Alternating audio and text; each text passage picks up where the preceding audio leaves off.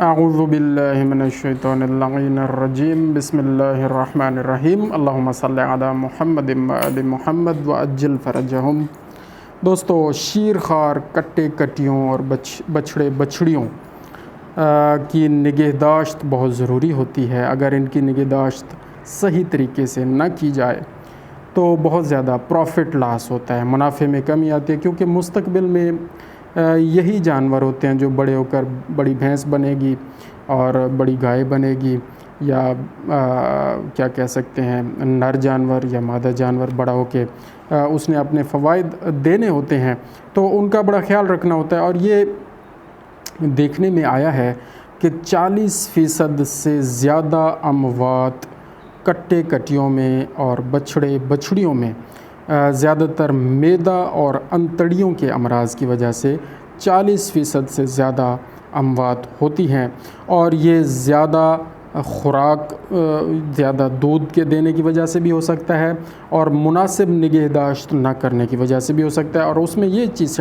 شامل ہے کہ جو کٹے کٹیاں ہوتی ہیں ان کے منہ کے اوپر اگر ہم چیکو نہ چڑھائیں اور انہیں فری چھوڑ دیں تو وہ مٹی کھانا شروع ہو جاتے ہیں، اور مٹی اندر جا کے معدہ اور انتڑیوں کے امراض کا سبب بنتی ہے، اور جانور موت کے منہ میں چلے جاتے ہیں۔ تو ہمیں بچوں کا بڑا ہی خیال رکھنا چاہیے۔ بچوں کو خوراک دینے کا طریقہ اگر صحیح ہو تو ان کی گروتھ صحیح ہوتی ہے۔ اس ضمن میں یہ ہوتا ہے کہ بولی کے فوائد اور اہمیت کو بالکل نظر انداز نہیں کیا جا سکتا۔ بولی اس دودھ کو کہتے ہیں جو گائے یا بھینس بچے کی پیدائش کے بعد پہلے 3 دن جو دودھ دیتی ہے، وہ مادہ جانور وہ پیدائش کے فوراً بعد 3 دن تک ہر کٹے کٹی یا بچھڑا بچھڑی جو بھی ہے اس کو یہ دودھ جسم کے وزن کے 10ویں حصے کے برابر دینا چاہیے۔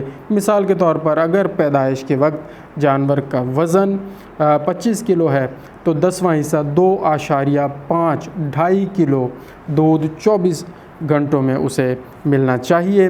اور اگر 30 کلو وزن ہے پیدائش کے وقت، اور آپ حیران ہوں گے، اکثر لوگوں سے میں یہاں پوچھتا ہوں، وہ آ کے ہمیں بتاتے ہیں ڈاکٹر صاحب جی ہمارا جانور 2 مہینے کا ہے، اس کو پیٹ کے کیڑوں کی دوائیاں دیں، تو میں کہتا ہوں وزن کتنا ہے؟ وہ کہتے ہیں 10-15 کلو۔ میں بڑا حیران ہوتا ہوں کہ انہیں یہ بھی پتہ نہیں ہے کہ جب بچہ پیدا ہوتا ہے بھینس کا یا گائے کا تھوڑا کم وزن ہوتا ہے، بھینس کا کچھ زیادہ ہوتا ہے بچے کا، تو وہ 25 کلو سے 30 کلو تک تو نارمل ہے، 32 34 35 کلو تک بھی ہوتے ہیں۔ تو بہرحال اس کے 10ویں حصے کے برابر 2 یا 3 دفعہ تقسیم کر کے 8 گھنٹے کے وقفہ سے یہ بولی پلاتے رہنا چاہیے۔ مثلاً اس کا اگر 3 کلو دودھ بنتا 3 کلو بولی اس کو اگر دینا بنتی ہے 30 کلو وزن کے حساب سے، تو ہر 8 گھنٹے کے بعد ہم نے اس 3 کلو کو 1 کلو کر کے دینا ہے، اور ٹوٹل 3 کلو اس کے پورے کر دینے ہیں 24 گھنٹوں میں۔ پھر یہ بولی اس کو فائدہ دے گی، اور آگے پھر اس کا جو دودھ چلتا رہے گا وہ بھی 10% جسمانی وزن کے حساب سے چلتا رہے گا۔ جیسے جیسے اس جانور کا وزن بڑھتا جائے گا ہم اس کے دودھ کے پلانے کی مقدار میں بھی اضافہ کرتے جائیں گے۔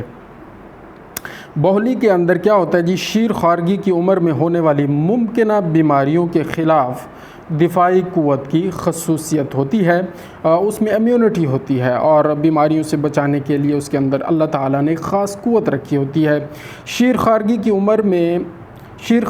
عمر 3 ماہ سے 90 دن تک مقرر کی گئی ہے، ٹھیک ہے، 3 ماہ یا 90 دن تک، ظاہر ہے 90 دن اور 3 ماہ ایک ہی چیز ہے۔ اس عرصہ کے دوران ڈیری مالکان میں بچوں کو ماں کے تھنوں سے براہ راست دودھ پلانے کا طریقہ روایتی شکل اختیار کر چکا ہے، جو کہ انتہائی خطرناک ہے۔ اس طریقہ پر دودھ پلانے سے اکثر و بیشتر بچہ اپنی جسمانی ضرورت سے زیادہ دودھ پی لیتا ہے، اور پھر کیا ہوتا ہے معدہ اور انتڑیوں کے مسائل ہو جاتے ہیں، اور 40% اموات اسی وجہ سے ہو رہی ہیں، جس سے وہ اکثر سفید دستوں کی بیماری میں مبتلا ہو جاتے ہیں وہ بچے۔ یہ طریقہ ڈیری فارمنگ میں اس لیے بھی مفید نہیں ہے کہ دودھ کی خاصی مقدار بچہ خوراک پر بچے کی خوراک پر صرف ہو جاتی ہے۔ اگر بچہ کو انتہائی چند ہفتے دودھ پر رکھنے کے بعد ان کی پرورش دودھ کے متبادل راشن پر کی جائے تو دودھ سے حاصل ہونے والی آمدنی میں اضافہ ہو سکتا ہے۔ ہم جانور کیوں پالتے ہیں؟ تاکہ ہماری آمدنی میں اضافہ ہو، اور اگر ہم اس کی بچے کی ضرورت سے زیادہ دودھ اس کو پلاتے رہیں تو اس کا کوئی فائدہ نہیں ہے، کیونکہ اس کی ضرورت سے زیادہ ہے اور وہ ضائع ہو رہا ہے اور ہماری آمدنی میں کمی آ رہی ہے۔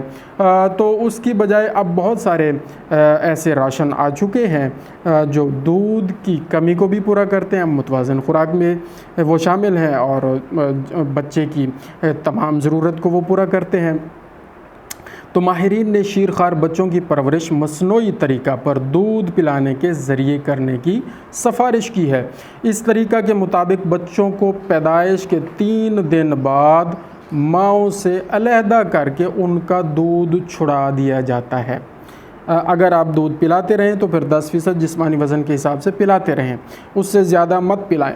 لیکن اب ماہرین اس طرف آ گئے ہیں کہ اگر دودھ سے ہم نے زیادہ آمدنی لینی ہے اور بچے کی بھی ضرورت پوری کرنی ہے تو پھر کیا کرنا چاہیے؟ وہ کہتے ہیں کہ 3 دن تو وہ بولی پلائیں، اس کے بعد دودھ چھڑا دینا چاہیے اور انہیں بالٹی یا نپل کے ذریعے دودھ پلانے کی تربیت دی جاتی ہے، جو کہ پیچیدہ مسئلہ نہیں ہے۔ اس مقصد کے لیے بھینسوں کی تربیت بھی کی جاتی ہے تاکہ وہ بچے کے بغیر دودھ اتار سکیں۔ ہمارے ملک کے متعدد سرکاری ڈیری فارموں پر شیرخوار کٹوں اور بچڑوں کو دودھ پلانے کا یہی طریقہ رائج ہے۔ دیکھیں جی، بات یہ ہے جو بالٹی کے ذریعے یا نپل کے ذریعے دودھ پلایا جائے گا اور وہ اصل دودھ کا متبادل دودھ ہوگا، جس کو جو سکمڈ ملک ہوتا ہے اور پھر اس کو تیار کر کے بالٹی اور نپل اور فیڈر کے ذریعے بچڑوں اور کٹوں اور کٹڑیوں کو پلایا جاتا ہے، اور وہ بھی اس کی جسمانی وزن کے حساب سے پلایا جاتا ہے۔ یہ طریقہ رائج ہے۔ میں یہ بتانا چاہ رہا ہوں کہ اگر آپ یہ طریقہ نہیں کرنا چاہتے اور اصل بھینس کا گائے کا ہی دودھ پلانا چاہتے ہیں تو یہ بھی ٹھیک ہے، میں یہ بھی ریکمینڈ کرتا ہوں، لیکن 10% جسمانی وزن کے حساب سے پھر زیادہ نہ پلایا جائے تاکہ آمدنی میں بھی کمی نہ ہو اور بچے کی صحت بھی متاثر نہ ہو۔ مصنوعی طریقہ سے خوراک دینے کے ضمن میں یہ امر خوب ذہن نشین کر لینا چاہیے کہ دودھ والے برتنوں کو دودھ پلانے کے بعد دھوبی سوڈا کے ساتھ دھو کر دھوپ میں خشک کر لیا جائے۔ دھوبی سوڈا کے ساتھ برتنوں کی صفائی کے متعلق معمولی سی کوتاہی بھی مختلف امراض کے جراثیموں کو نشو و نما کرنے کا موقع فراہم کر سکتی ہے۔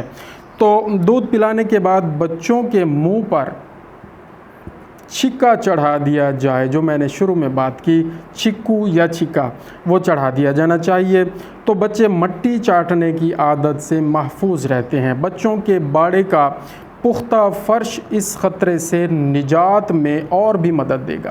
یعنی اگر مٹی والا فرش نہ ہو اور پختہ فرش ہو تو یہ بھی بڑی اچھی بات ہے اور مٹی کی چاٹنے والی عادت سے نجات ملے گی۔ اس کے علاوہ ہر کٹڑے یا بچھڑے کو علیحدہ علیحدہ پنجرے میں رکھنے سے بھی وہ مٹی اور بال وغیرہ کھانے سے محفوظ رہتے ہیں۔ یہ بھی پریکٹس ہمیں کرنی چاہیے کہ بچڑوں اور کٹڑوں کو الگ پورشن میں رکھیں اور ان کا فرش پکا ہونا چاہیے اور ان کے منہ پر چھکو ہونا چاہیے۔ بچوں کو پلائے جانے والے دودھ کا درجہ حرارت بہت اہمیت کا حامل ہے۔ یہ بچوں کے جسمانی درجہ حرارت کے مطابق ہونا چاہیے۔ جو دودھ ہم انہیں پلا رہے ہیں وہ جسمانی درجہ حرارت کے مطابق ہونا چاہیے۔ میں اپنی بات بتاؤں، یہ اب جس موسم میں ہم بات کر رہے ہیں، یہ اگست کا موسم چل رہا ہے، راتیں ٹھنڈی ہوتی ہیں، دن بڑا عجیب سا ہوتا ہے، کبھی ٹھیک ہوتا ہے، کبھی بہت زیادہ حبس ہو جاتی ہے، تو کبھی بہت زیادہ بڑی پیاس لگی ہوتی ہے، تو پھر بندہ ٹھنڈا ٹھنڈا دودھ بڑا مزے سے پیتا ہے۔ تو شام کے ٹائم 2-3 دفعہ ایسا ہو گیا ہے کہ یخ بستا، اور 1-2 دفعہ میں نے آئس کریم بھی، وہ پھر کیا ہوتا ہے، جسم اکڑ جاتا ہے اور پراپر میٹابولزم نہیں ہوتا اور جسمانی صحت متاثر ہوتی ہے۔ تو جو بھی خوراک انسان کھائیں یا جانور کھائیں، یہ بات مد نظر رکھنی چاہیے کہ اس کا جو ٹیمپریچر ہے وہ ہمارے جسمانی یا جانوروں کے جسمانی وزن کے مطابق ہونا چاہیے۔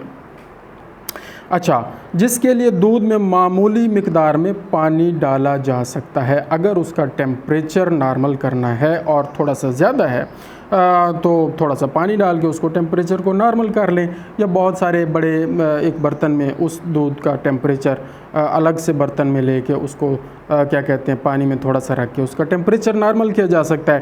یاد رہے کہ کٹوں کا جسمانی درجہ حرارت 37.7 ڈگری سینٹی گریڈ ہوتا ہے، اور یہ تقریباً وہی ہے 98.6 جیسے ہمارا ہوتا ہے، اور ہمارا بھی 37 ڈگری سینٹی گریڈ بنائیں تو 37 بنتا ہے، اور ڈگری فارن ہائٹ بنائیں تو 98.6 ڈگری فارن ہائٹ بنتا ہے۔ تو یہ ہے 37.7 ڈگری سینٹی گریڈ، فارن ہائٹ میں یہ تقریباً 99 اور 100 کے پاس پاس بنے گا۔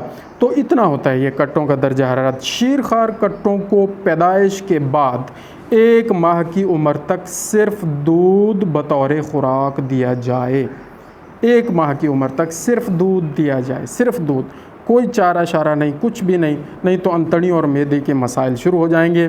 اس کے بعد جانوروں کے معدہ میں ٹھوس غذا ہضم کرنے کی صلاحیت 1 مہینے کے بعد پیدا ہوتی ہے۔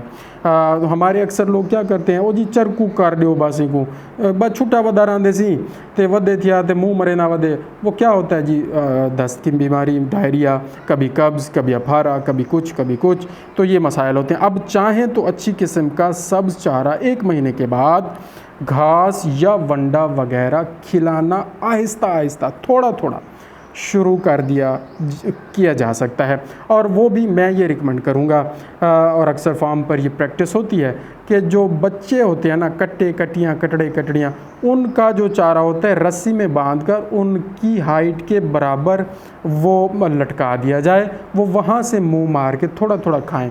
اگر وہ نیچے سے اٹھا کے کھائیں گے پھر ان کو مٹی کھانے کی عادت پڑے گی، اور چارہ جو مٹی میں پڑا ہوتا ہے یا کہیں اور پڑا ہوتا ہے تو وہ بھی ظاہر مسائل کا سبب بنتا ہے۔ اللہ تعالی ہمیں جزائے خیر عطا فرمائے، سب کو جزائے خیر عطا فرمائے۔ اس ویڈیو کو شیئر اس نیت سے کیا کریں کہ یہ ایک صدقہ جاریہ ہے، اور ہمارے مویشی پال حضرات تک یہ میسج زیادہ سے زیادہ پہنچے، جو مویشی پال نہیں بھی ہیں ان کو بھی پہنچائیں، اور ان کے اندر یہ شوق پیدا ہو کہ یہ بزنس، یہ مویشی پالنا، یہ لائف سٹاک فارمنگ کرنا، یہ ایک اچھا بزنس ہے۔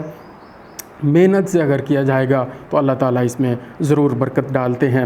جزاک اللہ خیرہ، تاکہ ان کے اندر یہ چیزیں پیدا ہوں ان کو بھی سینڈ کریں۔ اللہم صلی علی محمد و آل محمد وعجل فرجہم۔